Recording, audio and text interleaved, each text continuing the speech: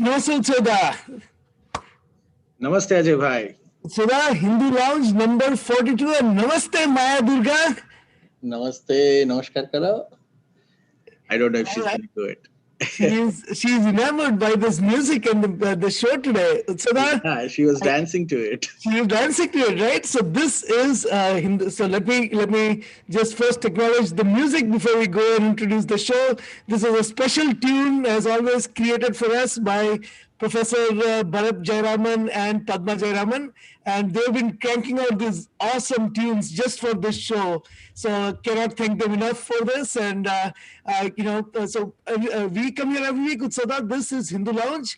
Hindu Lounge is brought to you by Hindu Pact, which is the Hindu Policy Advocacy and Policy Research and Advocacy Initiative, brought to you by World Hindu Council of America, or VHP America.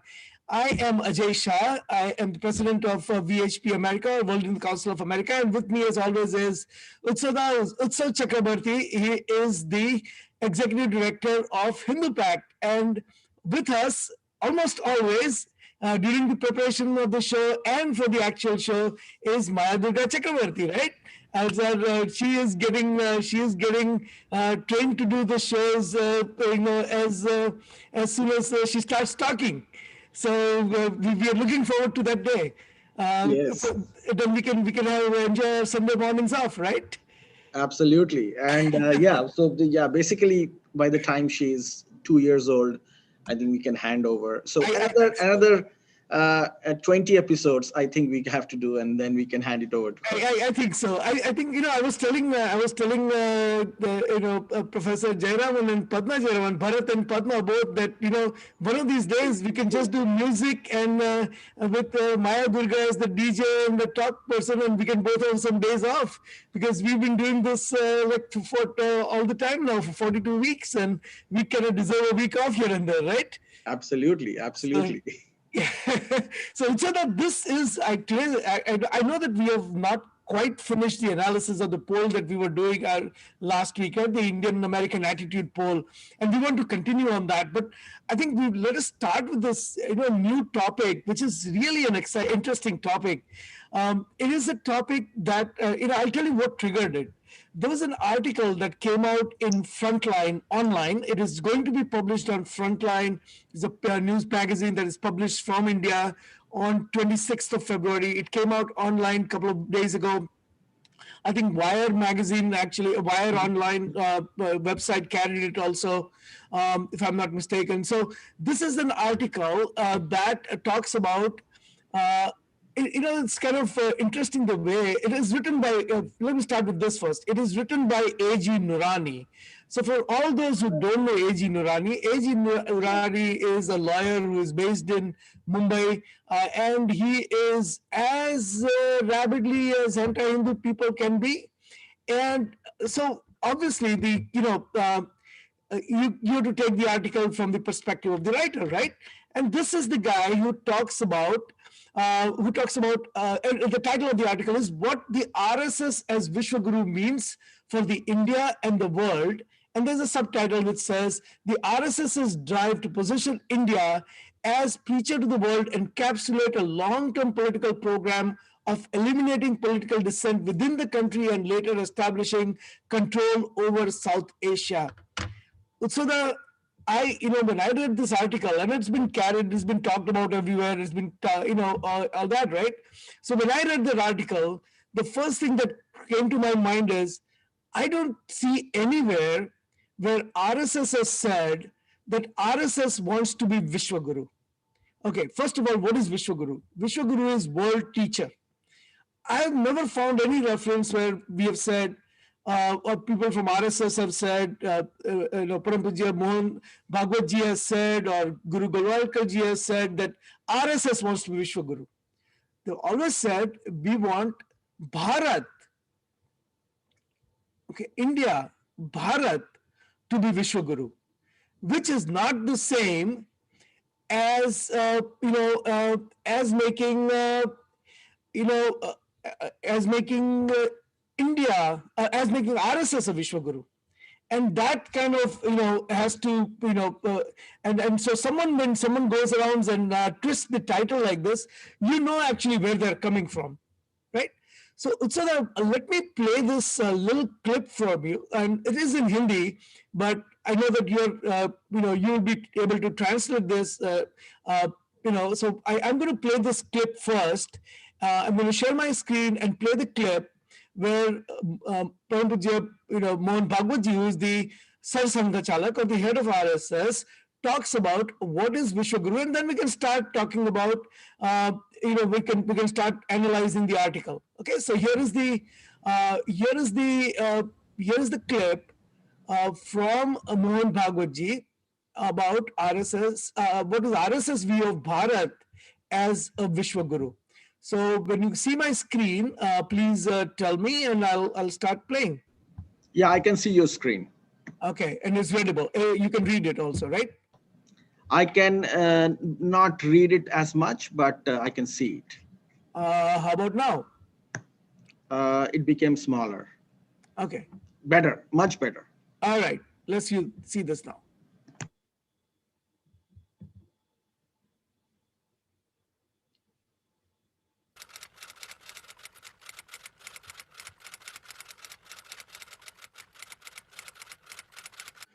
So they're just writing the question in Hindi. हम सत्ता पर विश्वास ही नहीं करते। हम जब बड़े होते हैं तो भूभागनी शत मानव के हृदय जीतने का निश्चय। एतद्देश प्रसूतस्य सकाशात् अग्रजन्मना स्वम स्वम चरित्रम शिक्षेरन्। अपने अपने चरित्र के एक के चरित्र के द्वारा ये शिक्षा दुनिया को मिलती है। तो हम किसी को हड़पना नहीं चाहते, किसी का वैशिष्ट नष्ट नहीं करना चाहते, किसी देश को गुलाम बनाना नहीं चाहते, किसी की संपत्ति हथियाना नहीं चाहते। इस अर्थ में हम महाशक्ति बनना नहीं चाहते। हमारी शक्ति होगी, हमारा ज्ञान होगा, हमारे पास धन संपत्ति भरपूर होगी, दुनिया में नंबर 1 आर्थिक मामले में हम रहेंगे। लेकिन इसका उपयोग हम क्या करेंगे? ज्ञानाय दानाय च रक्षणाय। ये हमारे यहाँ व्याख्या है ना, विद्या विवादाय धनम मदाय शक्ति परेशान परपीडनाय खलस्य। ये दुष्ट लोगों की चाल है। जो महाशक्ति बनते हैं वो डंडा चलाते हैं। हम ऐसा नहीं करेंगे। हम इसका उपयोग दुनिया का ज्ञान बढ़ाने के लिए अपने ज्ञान का उपयोग करेंगे। दुनिया में दुर्बलों की रक्षा हो इसलिए अपनी शक्ति का उपयोग करेंगे और दुनिया में जिनके पास नहीं है उनको देंगे। हमारी संपत्ति बढ़ेगी तो हम देंगे दूसरों को। बाकी लोगों को अपने सर्वाइवल की चिंता है, उनके बुनियादी विचार वैसा है। अच्छा बुरा छोड़ दीजिए, उनके अनुभव से उनका निष्कर्ष ये है कि भाई रेस है, उसमें जीतना है, जो आगे रहेगा वो जीतेगा, कैसे भी आगे जाओ। तो कितनी भी चिकनी चुपड़ी बातें करेंगे, मंतव्य तो वही रहता है। अंत में सब वापस आ जाते हैं। विश्व विश्व विश्व बात करते हैं, वैश्विक क्या बाजार, दुनिया, ग्लोबल मार्केट। अब कह रहे हैं नेशनल नेशनल नेशनल, क्योंकि ये तब तक है जब तक अपने को हानि नहीं पहुंचती। भारत का ऐसा नहीं है। भारत कहता है सब जिएंगे तो हम जिएंगे, हम जिएंगे तो सब जीने चाहिए। तो भारत ऐसा देश बनेगा, इसलिए लोग उसको विश्वगुरु मानेंगे। आज भी मानते हैं। आज भी ऐसी बातें जब भारत करता है, यानी कारगिल का युद्ध, उसका अध्ययन करने के लिए बाद में कितने 4-5 देशों की टीमें आई, प्रगत देशों की। केवल वो शौर्य देखने के लिए वो तो है ही है उसका एक पहलू, हमारे जवानों का पराक्रम, शौर्य। लेकिन दूसरे देश की सीमा का उल्लंघन न करते हुए उसने लादा हुआ युद्ध हमने कैसे जीता, ये विचार कौन कर सकता है? ये विचार भारतीय कर सकता है। वो सही है गलत है वो चर्चा छोड़ दीजिए, लेकिन ये विचार मन में आना ये केवल भारत के ही हो सकता है। इसलिए भारत विश्वगुरु बनेगा, यानी भारत के एक देश, एक राष्ट्र के नाते आचरण से और भारत के एक एक व्यक्ति के जीवन से सारी दुनिया अपना जीवन बनाएगी। तो इसलिए अमेरिका के 65% लोग शाकाहार का उपयोग करते। वो कहाँ से लिया उन्होंने? सारा विश्व योग क्यों कर रहा है? तो धीरे धीरे दुनिया इधर देख रही है, सोच रही है कैसा करेंगे, क्या करेंगे। हम दुनिया की आवश्यकताएं पूर्ण करने वाले होंगे, ऐसी शक्ति होंगी। So tell us what Manya Sangh Chalak ji just said. So this is, I just want to say a sentence or two before I paraphrase him and analyze what Mohan Bhagwat ji said. Basically, this speech of his very aptly describes a world order. What is world order? World order is basically how the global interaction between nation states and human groups, societies, and civilization operates. There have been many world orders in the past, including those from India, as we call it today, or Bharat. And what Mananiya Mohan Bhagwat ji said is the need for this world order in which Bharat, which is the spiritual concept of what is represented in a small way by the geography of India today, in which Bharat will be providing a world order for the future that is based on mutual respect, coexistence, and the concept of giving support to the poor or to the needy. The word poor is also is too narrow a word, to the one who needs. It will not be a world order where might is right, where you dominate from a position of self-preservation and expansion. That will not be the world order that Mananiya Mohan Bhagwat ji presents. That will be India's, the future of India in the world order. So one of the things that he brings as an example, obviously, it's been often used too much in the recent past, is a slow and steady movement of the world towards health practices that make the human societies more sustainable. And he gives the example of vegetarianism, which is it's very, very scientifically understood now that the lower you are on the food chain, the more efficient you are as an individual in the carbon footprint. So you are, the higher you are on the food chain, the more carbon footprint you leave on this planet. And given the population that we are reaching, it becomes more and more unsustainable for humanity. So it's a very, and that's something that Hindu Dharma and Bharatvarsh, which represents the ideas of Hindu Dharma, and India currently represents as a geography the ideas of Hindu Dharma, has always espoused.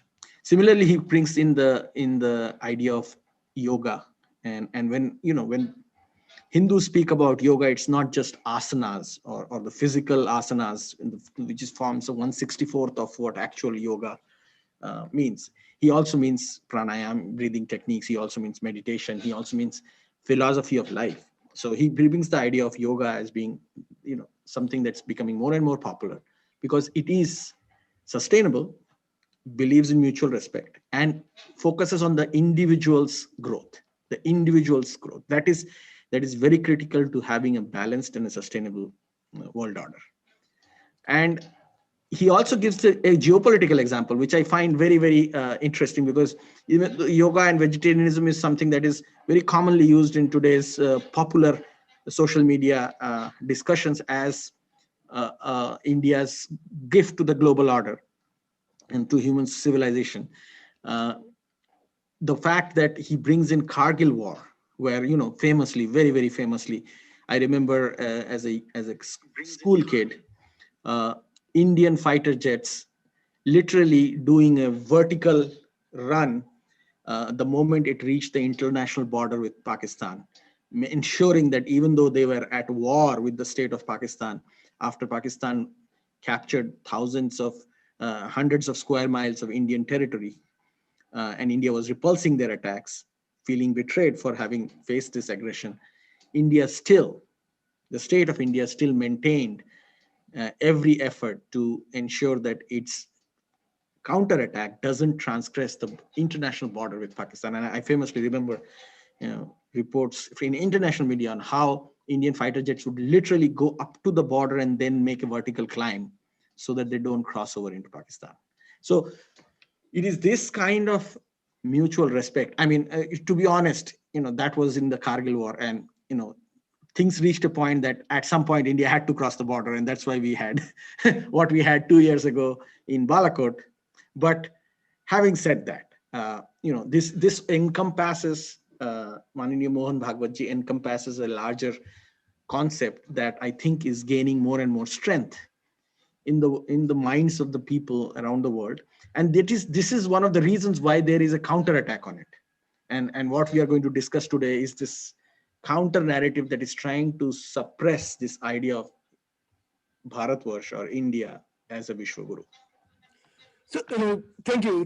So that was really, really well explained. I want to draw your attention to what Swami Vivekananda said about India being a Vishwaguru or world teacher. Um, and he wrote an essay. Swami Vivekananda wrote an essay in 1901, and in 1901, in an essay called "My Master," he said, if you wish to be a true reformer, and he's talking about guru, a reformer, a teacher. So if you want to be a true reformer, three things are necessary. The first is to feel. Do you really feel for your brothers? It implies brothers and sisters, for fellow human beings. Do you really feel for your fellow human beings? Are you full of the idea of sympathy? Okay.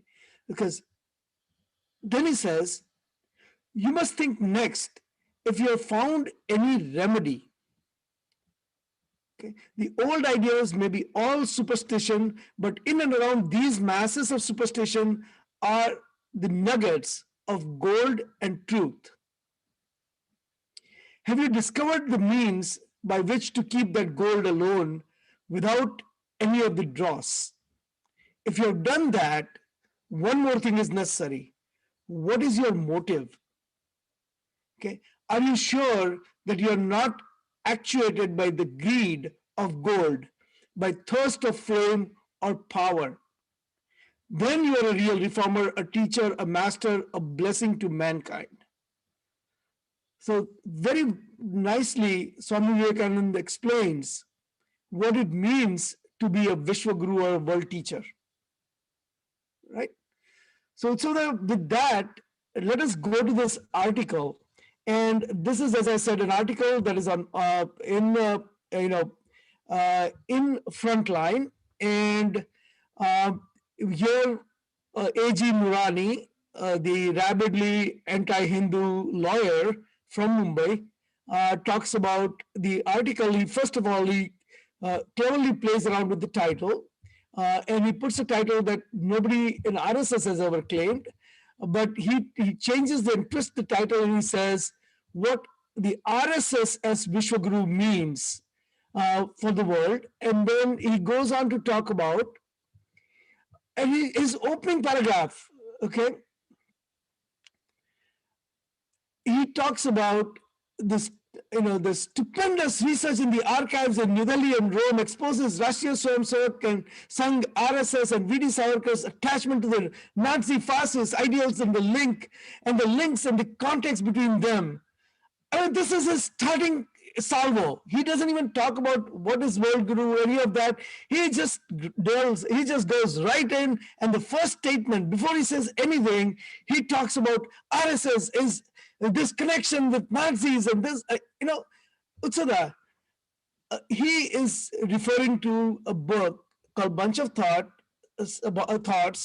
written by Guru Golwalkar ji, collection of some of the writings of Guru Golwalkar ji, who was the second Sarsanga Chalak, or the head of RSS. He is talking about 1930s.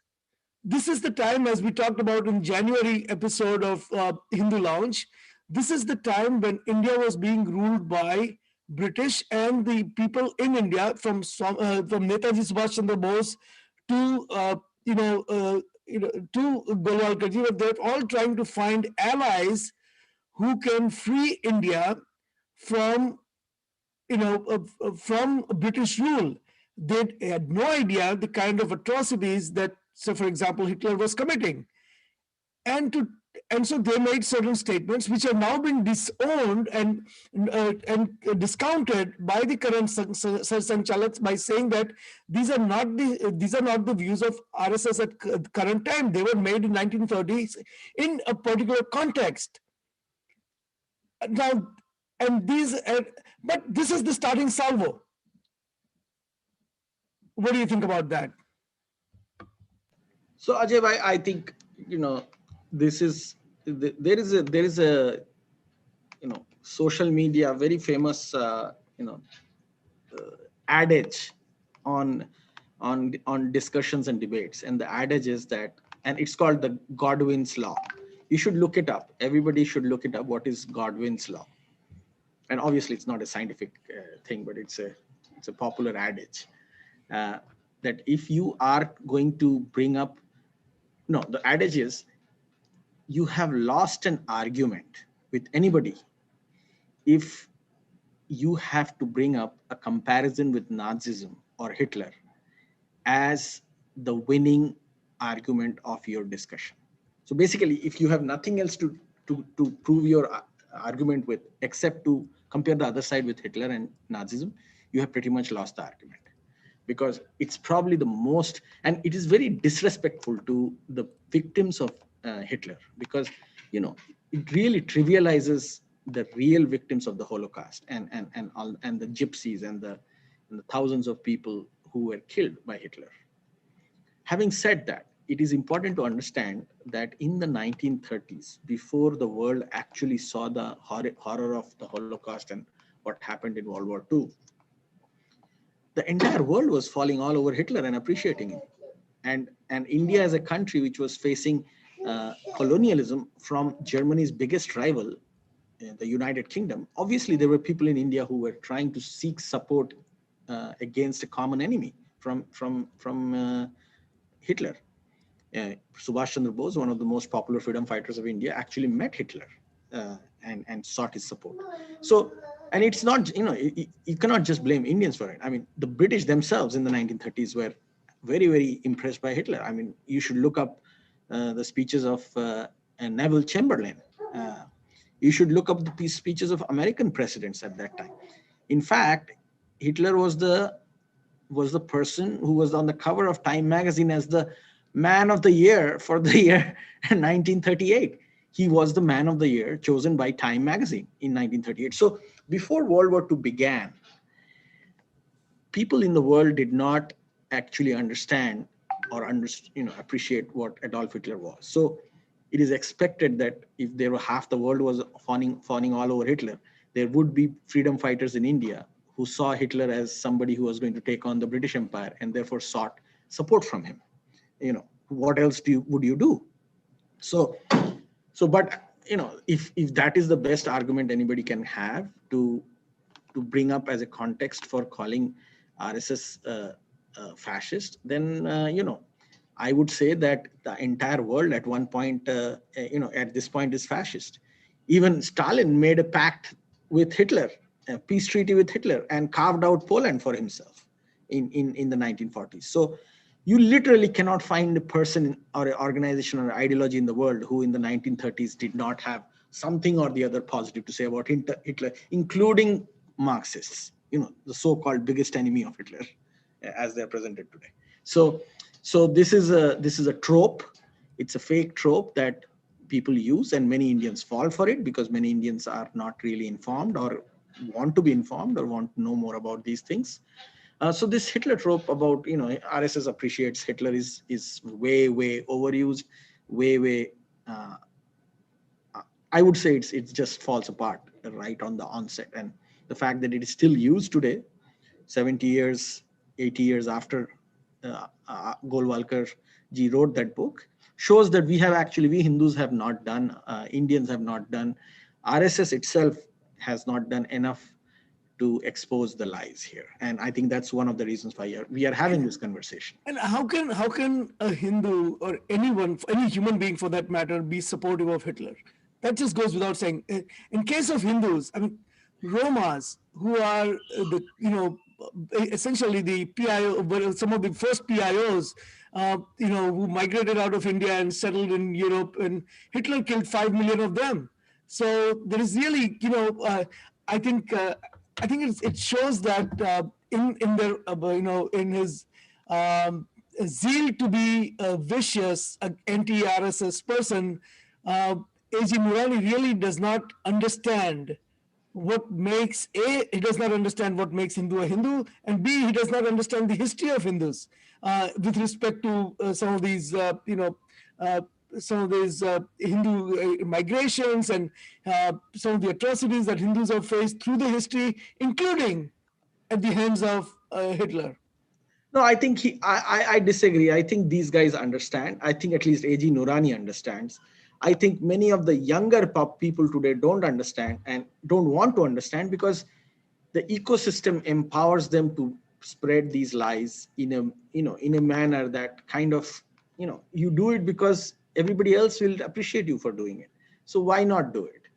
And it's a low hanging fruit that is often used because, to be honest, I mean, even RSS has not made enough efforts, and this is very typical of RSS. They don't believe in PR and all these things, so they have not made enough efforts to really develop a counter narrative. Instead, they just let their work speak, and this is what you hear every time you tell them that let our works and actions speak for themselves. So I think that's where it comes from. Right.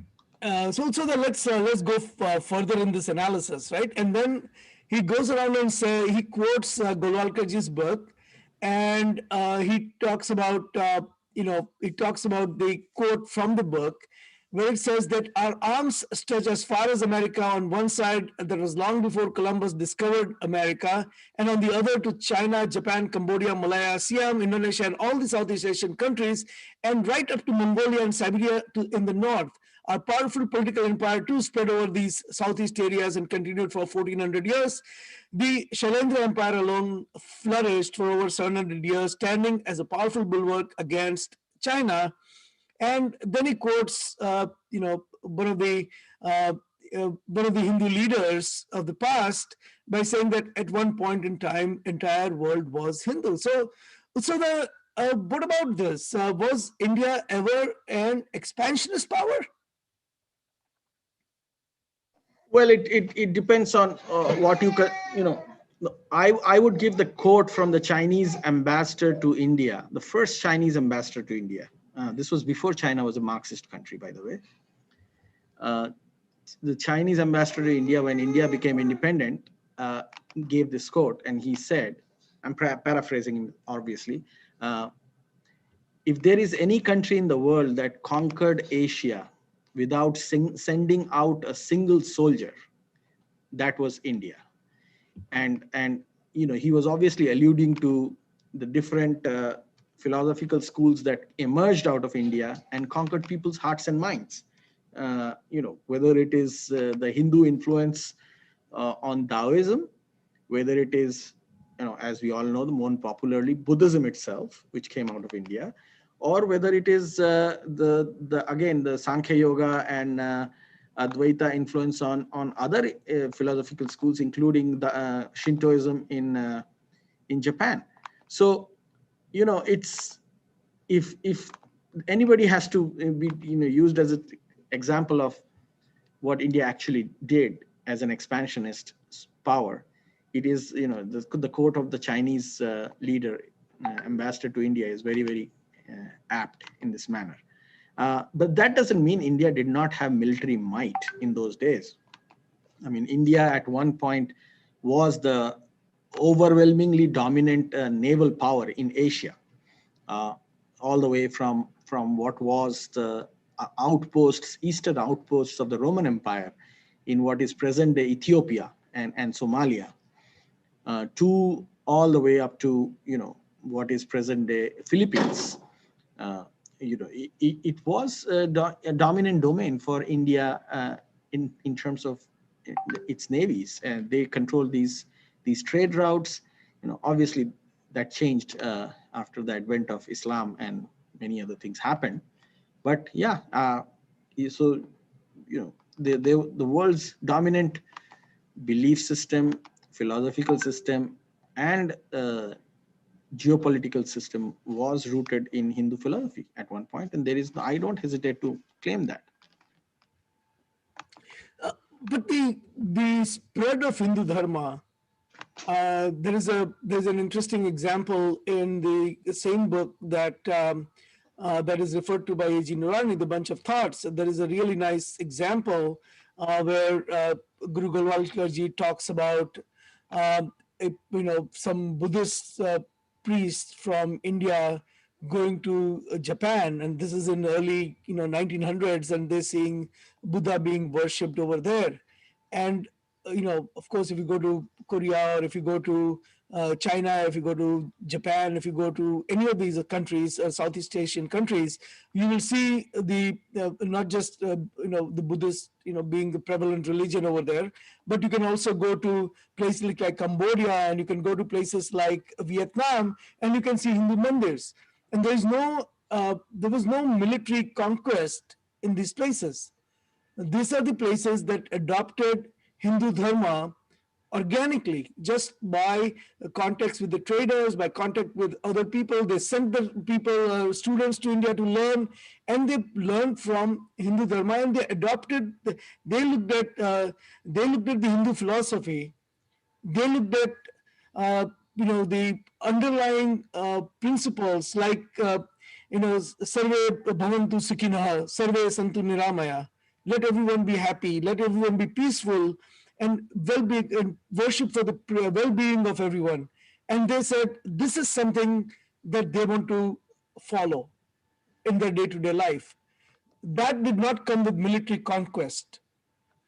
And I think if A.G. Nuwani, whose ancestors at some point got converted, if he to Islam, I think some of it is. I think he is, and I want to be very careful in saying this, but I think Utsoga, that he has and somewhat of an inferiority complex because he aspires his influence to be extended, but he cannot bring himself to accept that his ancestors played a role in this greatness that India was and Hindu Dharma still is.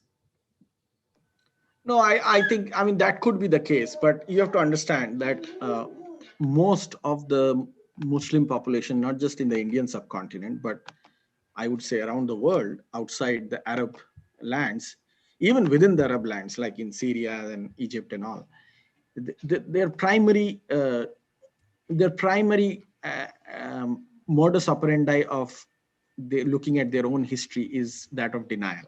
You know, you go to Egypt, you go to Levant, which is Syria and Lebanon and that region.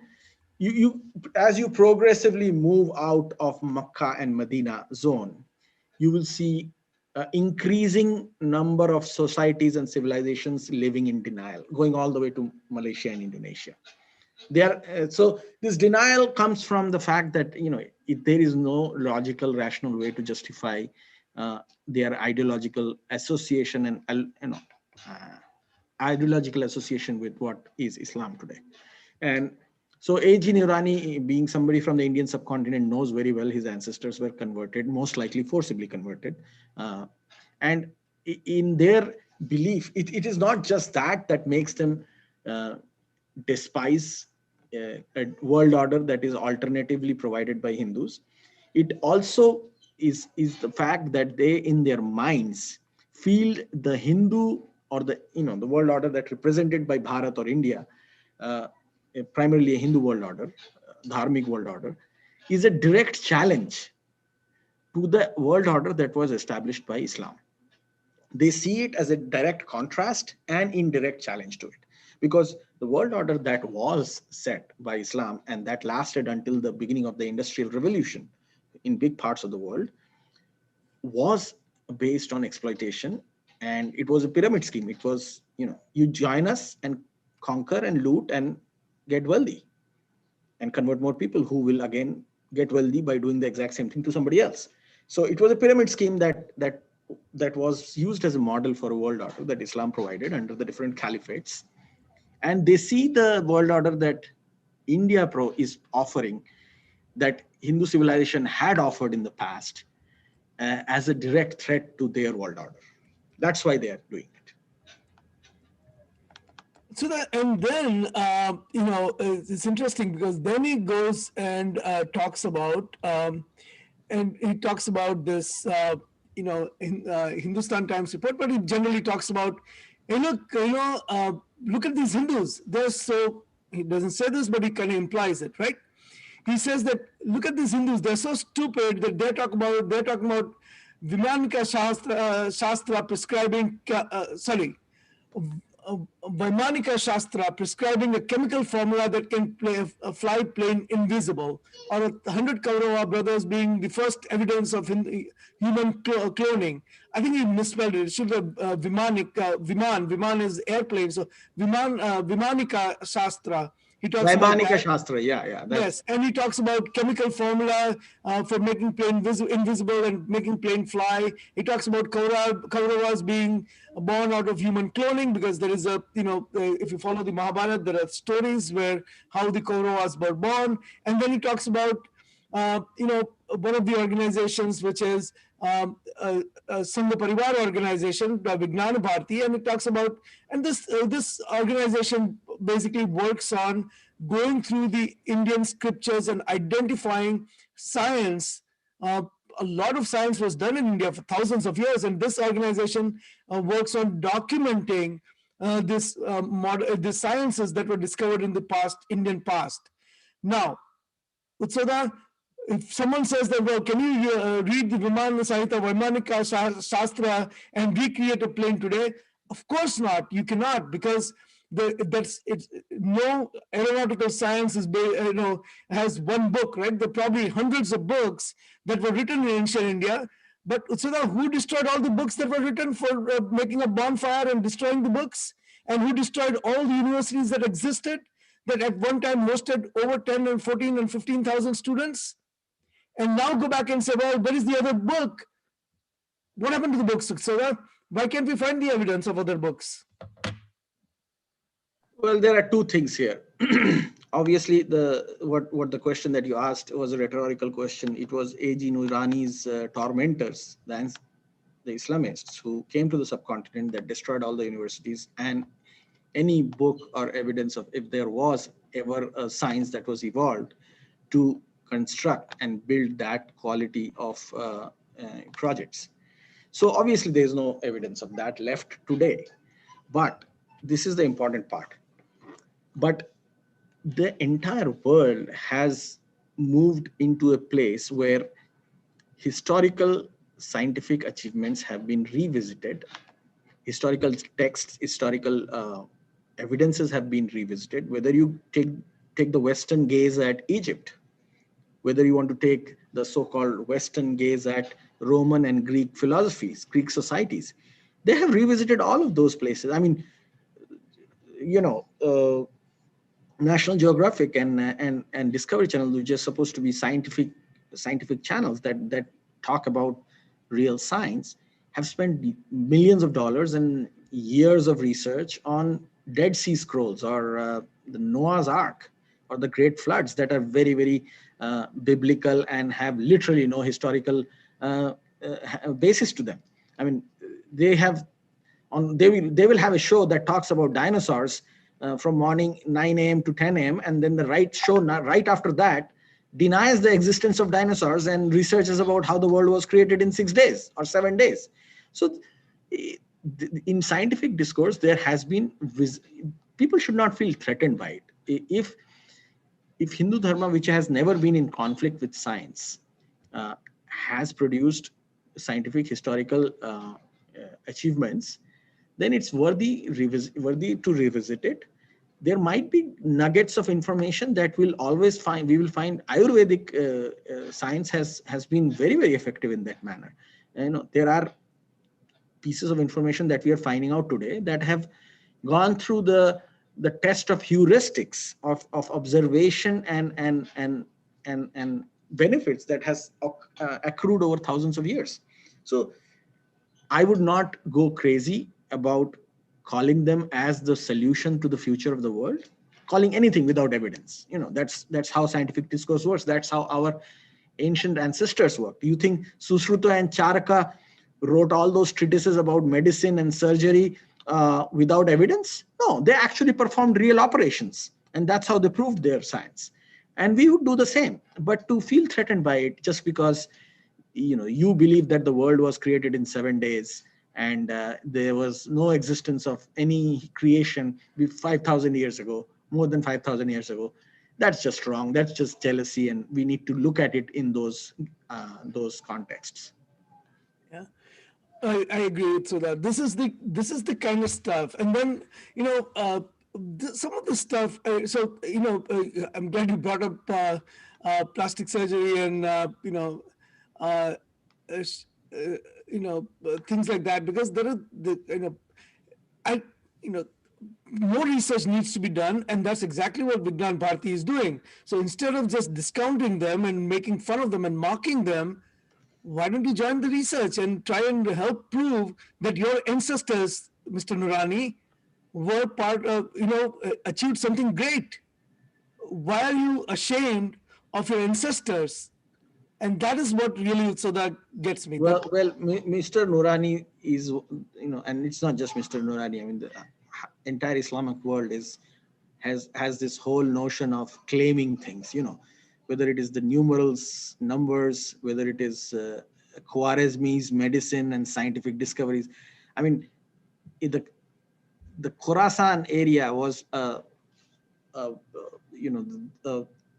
groundswell of scientific literature emerged out of Khorasan during the Abbasid Caliphate, which later on the Western world thought was the scientific achievements of the Muslim community. But the people who were writing these things in Khorasan, in Merv, in all these Silk Route areas that were converted to Islam, they are themselves crediting India for those things. I mean, Al-Biruni and all these, their books are titled indica. The word India is in the names of the books which they are writing, and still these guys claim that it was, something they came up with. So that kind of Islamist supremacism is very integral to Islamic community, Muslim community today. It has gone away from the Christian community because the Christian community after the Industrial Revolution really took a break from science. The Christians became, the past and post-industrial revolution, less Christianized science took over and kind of left the community behind, those who continued to believe in the Bible.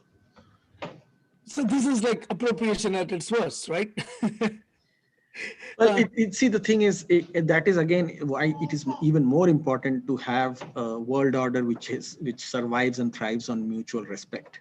Because if you do not have that, you have what you get from the Islamists, which is a world order where there is space for only one thought process. And that thought process appropriates everything, because that's the only way it can survive as a thought process. I think if you go down further in the article, I think you get to the heart of what is really bugging Mr. Narani, and that was a statement by by Amit Shah in 2016. Amit Shah being the Home Minister in the current Indian government, and Amit Shah said, if we have to elevate Bharat or India, Bharat Mata, Mother India, to be the Vishwa Guru, the world's teacher, it is important that the country has a BJP government for 25 years. Now, we have to get the context of this, right? India is a country that was ruled by foreigners for about 1,000 years, most various parts of India, right? Not the entire country, but Delhi was under a foreign rule for close to 1,000 years. And after the independence, India was basically, brainwashed by the leftist cabal, whose historians sitting at JNU were cranking out this leftist history books, and they brainwashed, at least 3 or 4 generations of Indians. And finally, there is a pro-India government, a pro-Hindu government in power. And pro-Hindu does not mean at the cost of anyone else. And we're not taking political sides here. We are apolitical, but we do see that there is a government in India now which is not afraid to talk about the past achievements of Hindus, and we're not afraid to say that, look, there are, just as there are countries that are based on Judeo-Christian principles or Islamic principles or Judaism, here is a country, even though it is a secular country by constitution, it is a country which is based on Hindu philosophy, Hindu principles. And for the first time, if someone says that, all of a sudden, people like Mr. Nurani, he now thinks that, India is falling apart, and the political opposition is falling apart, and then the favorite word of the left in last 2 years is that, oh, there is no there is a suppression of dissent. There is a government which is elected by popular majority, a huge majority, unprecedented in many ways in last 20 years, and that government takes a constitutional decision, whether it's a farm law, or whether it's abrogation of Article 370, or whether it's giving a prioritized immigration status to people who are fleeing persecution, and all of a sudden people who it's a this the lifelong political political activists who just want to oppose for the sake of for their own ideological reasons take to the streets. And once they take to the streets, and then government doesn't listen to that because it's a popular government which is satisfying their election manifesto and really responding to the what they have written in their political manifesto, which people have voted on. All of a sudden, they're called people who are suppressing dissent. And this this has become a big narrative now that, oh, you may be majority, but you cannot suppress dissent, or you have to make sure that your whatever laws you make not just follow the majority wishes, but you have to change all the majority wishes to accommodate all the people who did not all the people who are opposed to it. They're basically going to a mode of stalemate, don't pass any laws, right? And so this is the place where I say, go back to what what President Bush said and what President Obama said, which is elections have consequences.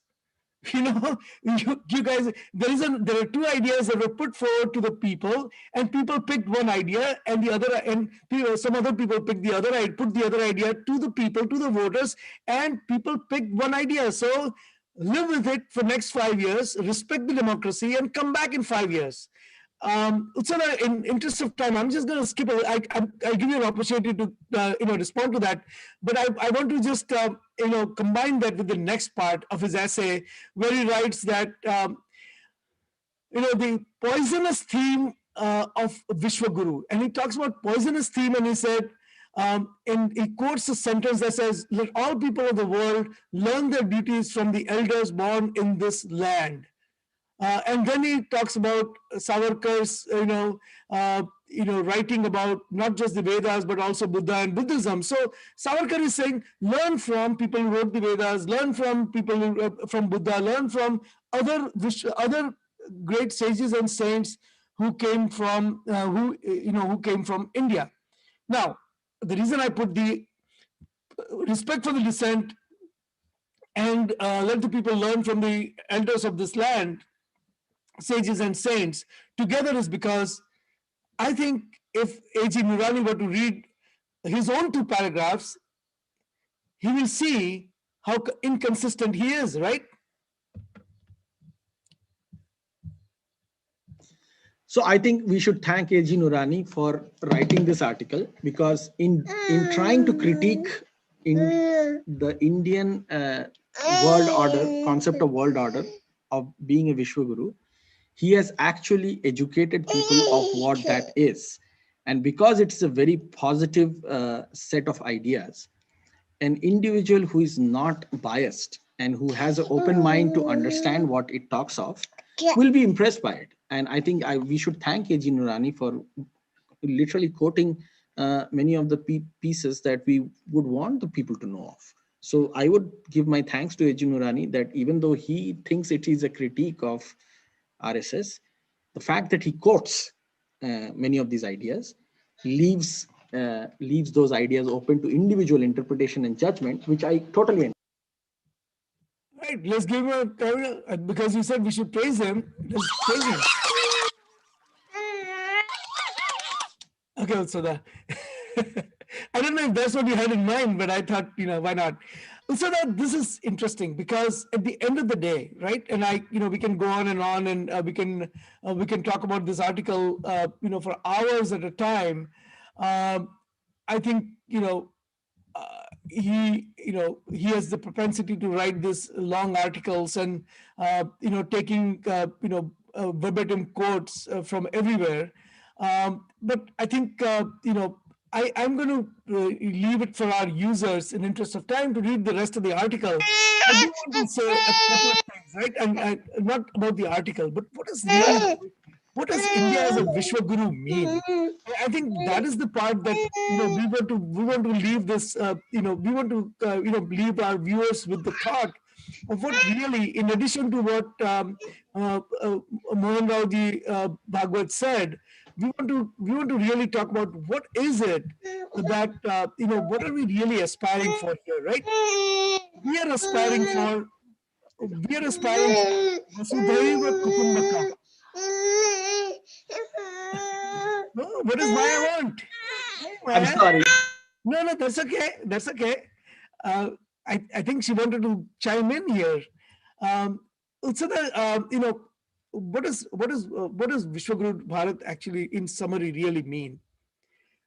As Mohan Rao Bhagwatji has said, and what Swami Vivekananda said, and what we have tried to say, and is that, look, there are certain basic principles.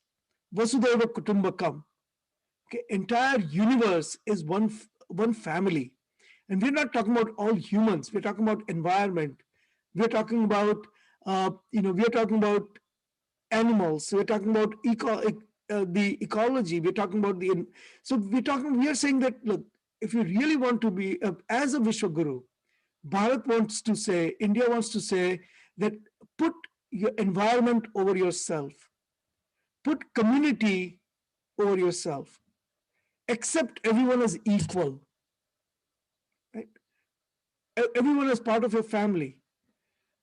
Make progress, but don't make that progress based at the cost of others, at the cost of environment, at the cost of other fellow human beings, or at the cost of the animals, and the at the cost of depriving the future generations of the mineral wealth or whatever it is. Right? Vasudhaiva Kutumbakam means share the knowledge that you have, the science that you have discovered, without expectations of return, undue returns, without being greedy in returns. Be open minded of ideas, philosophies, ways of worship, whether it comes from Charvaka, or whether it comes from Shankaracharya, or whether it comes from Madhavacharya, whether it comes from Mandan Mishra, you accept all of them. Whether it comes from Buddha, or whether it comes from Mahavir, or whether it comes from Guru Nanak, accept all the ideas. That's correct. And right, build a society. So that, just to finish off, build a society that where science flourishes, where art flourishes, not censorship. Don't go around destroying other people's places of worship. Don't go around disfiguring what other people consider art, or consider themselves consider it to be consider it to be a thing of worship. Don't insult that. Okay, don't destroy the Bahamian, the Buddha statue. That is what Vishwaguru teaches. Vishwaguru does not teach, dissension is wrong. Vishwaguru does not say dissent is wrong. In fact, dissent is welcome. It's quite the opposite. If it was not welcome, then we would have a single book. Then we would have a single statue or no statue, right? Then we would say that everyone belongs to one particular race, right? Or one race will prevail over the other. We don't say that. Our neighbor to the north says that, or India's neighbor to the north says that. We don't practice that. We don't preach that. We don't practice that. Right? So, sorry, I didn't mean to interrupt you. No, you are absolutely right. And that is, that's why it's important that I think we talk about this more. And I think this is something that opens up an opportunity for the world to see and benefit from. It's a post-colonial narrative. It's a it's perfectly suited to the 21st century, where information and knowledge is the basis of human progress, and not weapons of war and exploitation. So that is why the world order that Bharat, India provides as Vishwaguru is very suited to the 21st century. It's an enlightened world order. It's probably the one that will bring stasis and stability to our planet. Yeah. And so this is, I know that we're kind of getting close to our time here, but there's a great article that I came across, written on August 8, 2020 by Nitin Sridhar. And this article actually talks about how India can be Vishwaguru. And one of the points he made, and I want to get quickly your view on it, and he says that, look, nobody considers anyone Vishwaguru unless they have strength. Nobody wants to follow someone who's poor and who is weak. And if India has to become Vishwaguru, India has to become strong. What do you think? No, I completely agree with that. And not just strong in terms of its ability to defend itself as a geographical nation state, but also strong in terms of its own value system, its own economy, its own well-being, overall holistic well-being, and how its people live, how it's how people, their value system. You cannot have a corrupt socialist Marxist state that does atrocities on people and then wants to call itself Vishwaguru.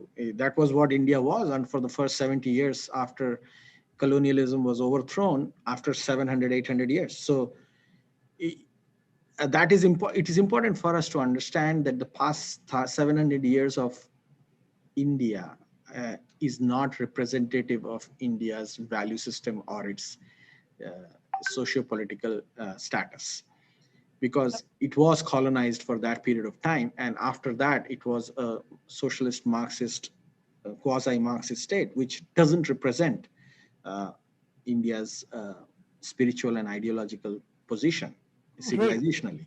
So that's why because I know that the first thing that will naysayers would be saying, and some of it would be the right criticism, that why don't you fix India first? And that is exactly what I think Prime Minister Narendra Modi is attempting to do.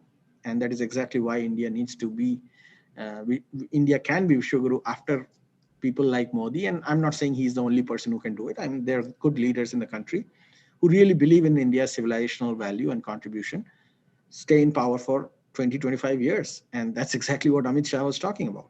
And again, I don't say this that it's only BJP who can do this, or it's about how people think. If in India 10 years from now, if there is another leader who is from some other political party who believes in the civilizational values of India and its dharmic leadership, it could be anybody. I don't have any issues with that. And so Nitin Sridhar also quotes Chanakya Sutra and says that root of happiness of dharma and performance of ethical duties, and the root of dharma is artha or power and wealth, and the root of artha is rajya or country. So that the purpose of the political leadership is to gain power and use the power for attaining ethical goals. Okay, so root of happiness, if dharma or performance of ethical duties, and the root of dharma is artha, all power and wealth, and the root of artha is rajya and country. So basically, what it says is that if you want to be a power that is ethical, be a power that has purpose, that is larger, that has spiritual purpose, not religious in terms of narrow religious dogma purpose, but a spiritual purpose. And don't try to be a power like China, which uses Belt and Roads policy to subjugate all its neighbors by giving and non-neighbors by throwing money at them and getting into a debt trap and railroading them. Don't do that. That is not the kind of power that India should aspire to be if India were to follow the dharmic philosophy. And then it talks really well about this concept of a ruler as Vijigshu. And this is the word that is mentioned in Arthashastra and other places. And also that I don't know if we don't really have time to go into that, but basically it is based on the mandalas and how how this uh, how you can really bring all of these artha, kama, moksha, uh, and dharma together in order to really create a holistic system of governance, and that can be used to influence people beyond your borders. That is really the key here, right? At the end of the day. That is, the word holistic is very critical here, because it cannot be just one aspect. It cannot be just economic, it cannot be just military, it cannot be just politics, it cannot be just, it has to be bring together everything. And I think that is why it is so efficient, and so it was so successful historically when it was. I mean, we look at world history especially in the Western context, in going back 2000 years, but that's not really the history of the world. I mean, the world history is well recorded. World history goes back 5,000, 6,000 years. And what we look at in the past 2,000 years is a small speck of time. And we usually focus only in the past 1,000 years, which is nothing compared to the overall flow of history in the last 6 millennia. So that with that, I know we have a lot to lot to discuss on this topic, and I think this is a topic that we should do again at some point. But as we come towards the end of this, let's go to our two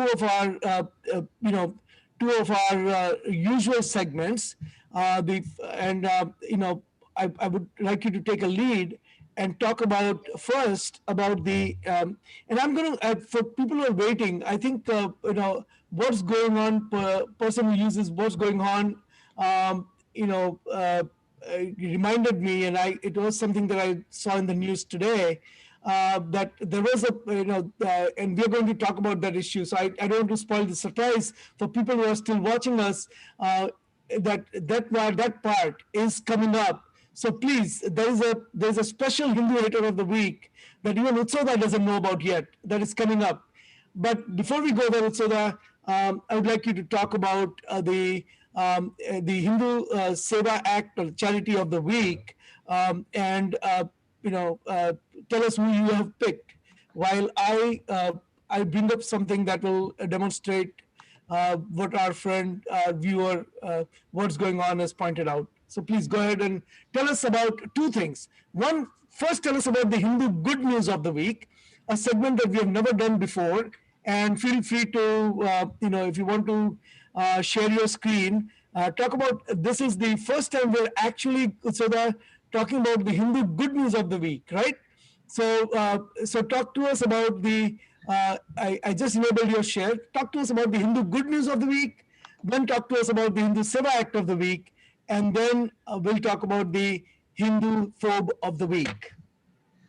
Well, let me start with the Hindu Seva Act of the week first, and then we'll go to the.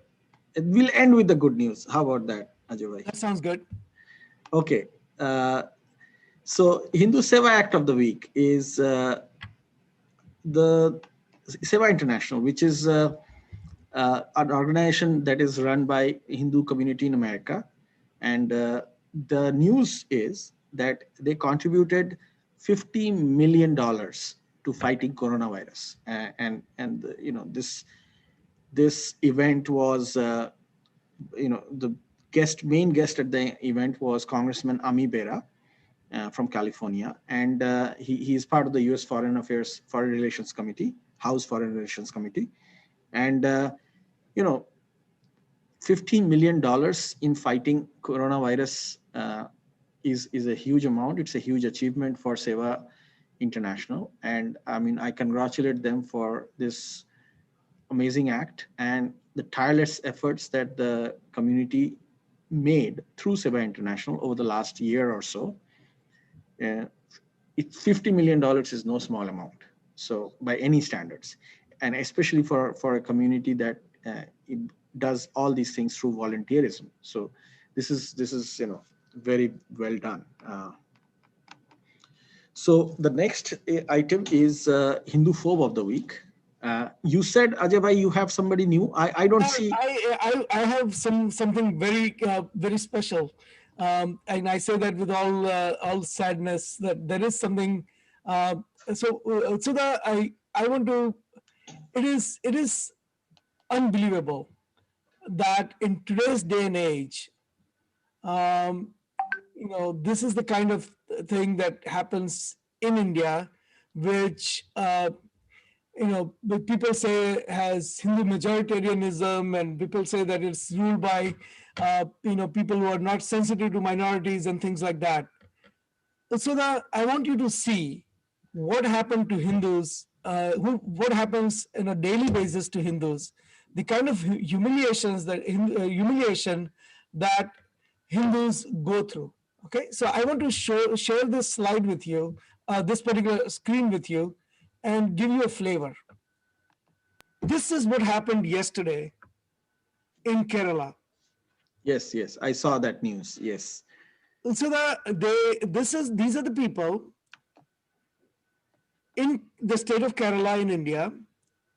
They chained the people dressed in RSS uniforms, so basically Hindus, and they're celebrating the massacre of Hindus, the Mopla massacre of Hindus. Tell us about it.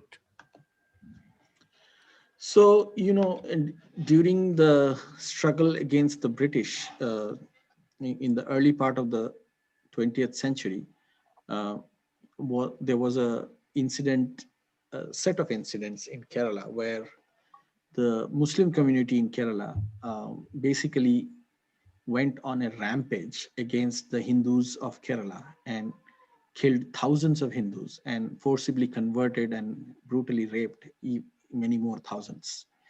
And this was happening in the context of the First World War, and how the Western world was fighting against Turkey, the last caliphate, Ottoman Caliphate of Turkey. And as the caliphate was being defeated, and the Islamic State, as the Muslims saw it, was being taken apart, who do they take their anger out in India? They take their anger out on Hindus. It's not very different from, when somebody makes. What does Hindus have to do with it? British were ruling India. If British were ruling India, Hindus had nothing to do with caliphate as such, other than being a bystander to this whole history. That's why you have riots, Ajay bhai. That's why you have, when somebody makes a cartoon of the beloved prophet in Paris, you have millions of dollars worth of Hindu property burnt in India in riots. So it's not very different. It happens today. In those days, the scale of it was many times more, and the outcome was even more horrific. What happened during the Mopla riots was literally an entire district of hundreds of thousands of people was wiped out by the Muslims in Kerala. And what you see in this news item today is that the group which represents a radicalized Islamic group, in fact, it has one of the highest recruitment to ISIS from the Indian subcontinent. This group called PFI, very ironically named, called People's Front of India. It can't be a bigger irony in the name. In their rally, it is a Muslim group. In their rally, they're chaining Hindus dressed as RSS workers. And if you see the video, I saw the video yesterday. They are basically chanting Islamic prayer, the Nara Takbir, or Takbir as they call it, the declaration of Islam, as they went about parading through the streets, literally treating these guys as slaves, in chains, taking them in chains. So this is happening in today's India, in a part of India which is somewhat a slightly larger population of Muslims. And then Hindus are blamed of doing majoritarianism. Like this is the state of affairs in this world today. And I agree that your choice of this news is PFI is. There's no better way to call them. They represent hate. They represent the civilian wing of Islamic State that was very aptly vanquished, should have been never come into existence in the first place. And they are going to be a real headache for people in India. And we have to awaken ourselves to this problem. And PFI is the Hindu hater of the week. And one more thing I wanted to add about the dynamics of Islamists in Kerala. As much as Islamists claim to represent the egalitarian ideological system, they have a higher support base in Kerala because there is a notion amongst Muslim community in the Indian subcontinent that the Muslims of Kerala are closer to the Arabs. And therefore, they are the most purest or representative of Islam. And this, obviously, this is not in the mainstream population, but as much as it is in the radicalized Islamist population. But oh, okay. Yeah. So that is a social nugget of information that helps us to understand why there is more radicalization happening in Kerala. To this. Let me go to the one that you had originally picked, because there is value in value in talking about that as well, because that is something that happened here closer to home in America. So tell us about the original pick. One thing is that we never ever run out of Hindu haters of the week. There are so many of them, and it's just it's always hard to pick one. And I'm so glad that we were able to pick two today. Well, I don't really mean glad, but you know what I mean. So that I talk about this one. Yeah. So this one was more contextual to America, and therefore I had picked that one. the Hindu hater of the week in America is Congresswoman Rashida Tlaib, a very well recognized Democratic congresswoman, very popular amongst her base, a Muslim American, of course. And the reason why we pick her as the Hindu hater of the week is because she participated in an event on February 5th which is the Kashmir Solidarity Day that Pakistan promotes. And the event hosted two very controversial individuals. One of them is a supporter, was the son. His name is Ahmad bin Qasim, named after the first invader of Indian subcontinent, Muhammad bin Qasim. So Ahmad bin Qasim is a Kashmiri Islamist, supports Al-Qaeda verbally, not armed yet. And the son of a very controversial figure named Asiya Andrabi, whose political party, Daktaran-e Millat, Islamist party, ran a campaign in the late 90s and early 2000s where they would throw acid on the legs of women who wear short skirts. And they would force Taliban like burqa, hijab, dress code on the women of Kashmir. So but Rashida Tlaib is not wearing any head covering. So this is something that liberals in the Western countries, especially in America, need to understand that Rashida Tlaib, who is a beloved democratic lawmaker, actually shares stage and supports and agrees with somebody who promotes Taliban's ideology. But didn't she become the first target of this group? She's sitting here in America. She will promote them as maybe she will wear a hijab. You never know. Maybe she's not wearing a hijab because her population will not vote for her if she does. So you don't know. So, but it certainly shows where her ideological. To be honest, so that I think that a lot of these people are, some of them have, you can't really ascribe intention to people, but there are a certain number of people who are really naive. They think that, it will never come to a stage where their own personal life will be affected. And it's entirely possible that Rashida Tlaib is one of those people who sits on the same stage as someone like Ahmad bin Qasim, and then one day the tables will turn and she will become a victim, and she will have nobody to run to. Right.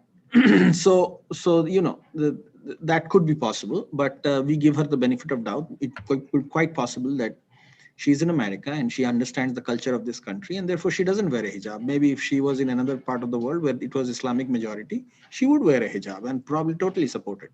So it's up to her. We can only guess. And your theory could be right. My theory could be right. The other individual who was very problematic in this event was an imam, a religious preacher named Abdul Malik Mujahid.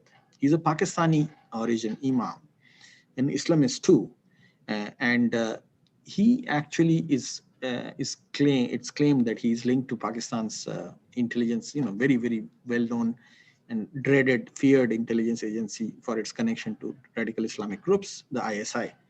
And Imam Abdul Malik Mujahid has been on many times on record supporting radical Islamic groups in India, especially in Kashmir. So for a congresswoman, a Democratic congresswoman, very popular one, to be on the same stage and to be part of an event with these kinds of elements is problematic. And I think this should be highlighted by our community, Hindu American community, and they should be visible to people in America, made more visible. And we should ask questions of lawmakers, why this is happening and who is going to be answerable for it. Yep, absolutely. So finally, we never have this segment, but I think we should have this segment and we should work on it.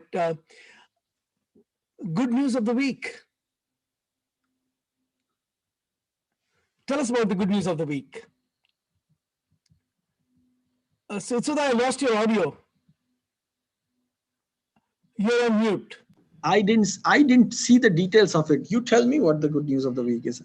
So the good news of the week to me is There was a Mars landing that happened Yes, this. yes. We discussed it yesterday night. I didn't recall. I forgot that we were going to discuss it today. So Uh, yes, this is. Thanks for reminding me. And I have had only 4 hours of sleep, but yes, that's the good news of the week. And the team that was in charge of the project to land the the rover on Mars, which was successfully done last week, uh, was led by many Indians. It involved many Indians, and the special congratulations goes out to the Indian Americans and the Hindu Americans who were part of that team and who did a fantastic job.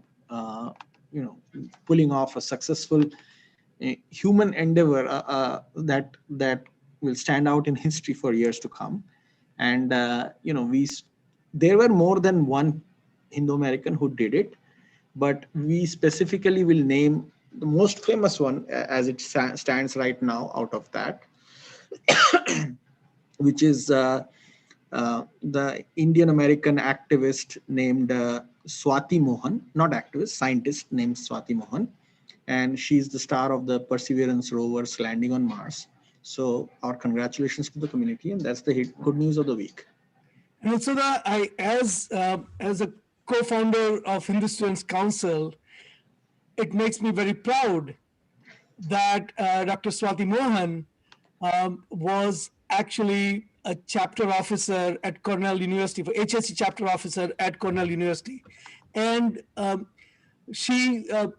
way that she expressed her Hinduness while landing the Mars rover is something that every Hindu should be proud of. And every Hindu who remembers Dotbusters, a violent group that actually, that bullied and actually killed Hindus out of hatred in New Jersey in the late 80s, would now stand up and say, look, this is how far Hindus have come. And for a HSC chapter officer to express that in such an elegant way is something that makes all of us proud. So that is the good news of the week. In fact, I would say that is the good news of the year. And you can see that my bias shows.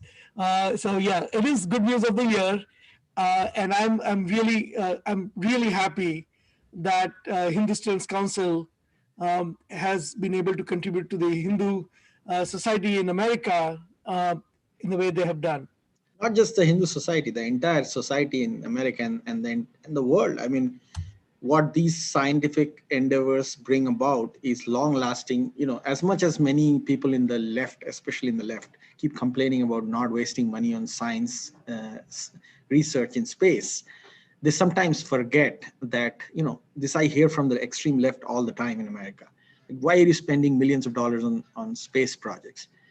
I mean, you are using internet, you are using cell phones, you are using, half of the things that we use in everyday life has some connection to scientific research that went about decades ago in the field of space research. And the fact that we can actually use cell phones is because of satellites that are out there in space. So, it is something that we should be proud of. And the fact that Hindu Americans are leading the way, uh, and the Hindu American women especially are leading this effort, is just amazing. And the year is not over, it's just the beginning of the year, but I completely agree with you, it's the best news of the year. And I know how happy you are because you are one of the co-founders of Hindu Students Council. So congratulations to what your organization has achieved.